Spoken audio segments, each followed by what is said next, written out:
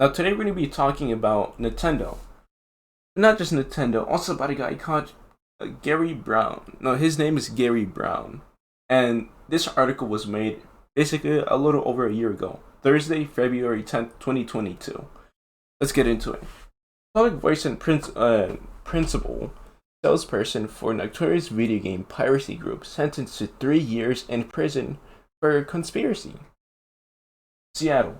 The public face of notorious video game piracy group was sentenced today to 40 months in prison for two federal felonies, announced U.S. Attorney Nick Brown.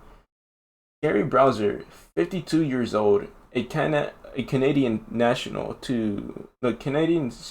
of Santo Domingo, Dominican Republic, pleaded guilty in October 2021 to conspiracy to circumvent technology measures and the traffic of circumvention devices and trafficking the circumvention devices. At the sentence hearing, U.S. District Judge Robert S. Slink said, "These are the serious criminal offenses with real victims and harm the community." The piracy scheme is estimated to have caused more than $65 million in losses in video game companies, said U.S. Attorney Nick Brown.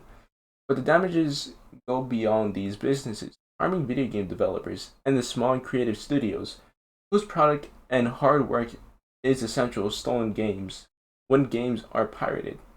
Browser was prompted the leader of the criminal enterprise that was developed and sold illegal devices that hacked population video games consoles so they could be used to play unauthorized or pirated copies of video games. The enterprise targeted popular consoles such as Nintendo Switch, the Nintendo 3DS, the Nintendo Enterprise System Classic Edition, the System PlayStation Classic, and the Microsoft Xbox. There is two other people involved, but right now we're not gonna be talking about them because why? They didn't got hit. Gary Browser was really the only person that got hit on this. He's the only person that really took all the he took all the blame. And Nintendo really they hated his guts, and they said that they wanted to send out a message. And we're gonna get into that right now. Nintendo hacker Gary Browser, released from prison, but he still owes a lot of money.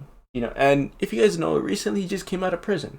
Nintendo hacker Gary Brown, who was sentenced to 40 months in jail for piracy and received a hefty fine close to $15 million in his involvement in the hacking group Team Executor, has now been released from prison. Having served several months in his sentence, Browser has been released early, partly due to good behavior and time already served.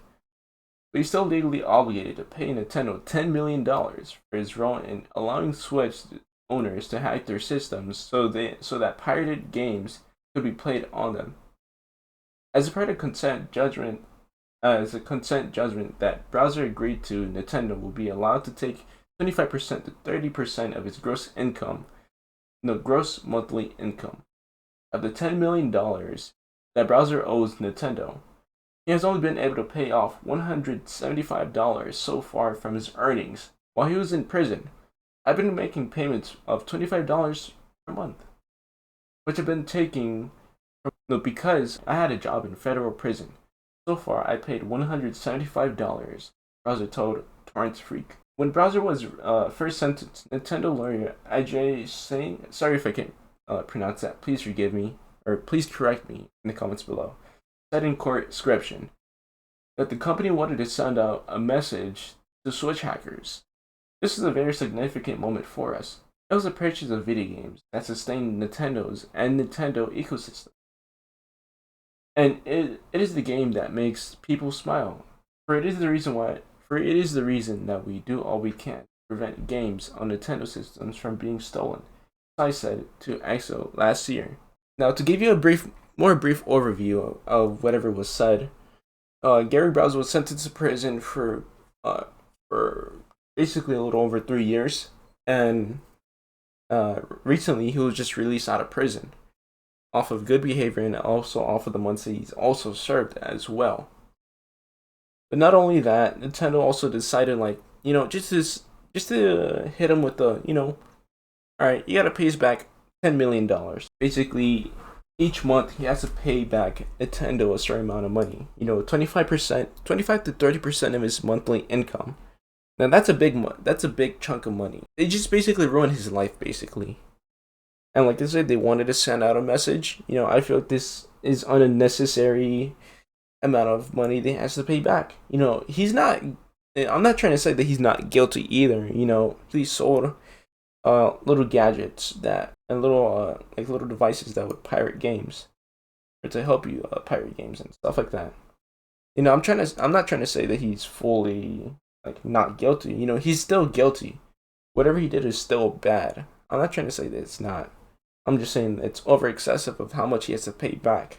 He's not going to be able to do that within his lifetime. He's 52 years old. Where's he going to get hired? That's like a thing where it's like multi-generational type of money. That's the type of money they would make within like 200 years. Matter of fact, even more if you're working like a regular job.